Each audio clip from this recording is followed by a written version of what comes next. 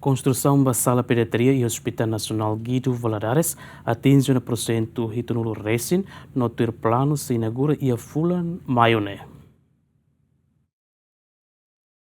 Rafoin participa e a reunião Conselho Ministro, Ministra Saúde informa, da Konstrusaun da sala pediatria e Hospital Nacional Guido Valavares atinge 1% hitunulu resin no equipa hahu instala equipamento no neto e fulan-Maiu belehalo na inauguração. A tentativa ita agora ita hem para tu halo instalação ba kano equipamento to ita se halo instalação ba ia piso 5 to piso 1. Irene se ia processo, mas quase atu termina ona, irene depende da companhia naim que se responde, cara que será, né, ita tem kata ita responde ba equipamento medical equipment ou non medical equipment. Governante ne hatutang mas que instalação do equipamento mos dadang ne atinge 1% hitunulu, mas be precisa tan equipamento balu, liu oxigênio ne be atu utiliza e a sala pediatria ne.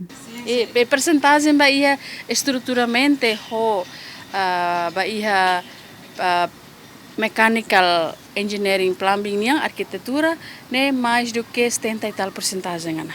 Então você acompanha instalação de eletricidade, CCTV e rotona, então se finaliza buat balo então ita então completo litang maka oxigênio ho baia equipamento médico e não médica hemos recursos humanos também kami se seletivo teve. Tuir planu médico siranebe atu destaca baia sala pediatria dadaune na insia tuir hela formação railiur no na rua halo hela estudo especialidade ia Cuba no nebel hatam ba necessidade hospital niang ia futuro. Juliana Maria Octaviana Isidoro Gemen.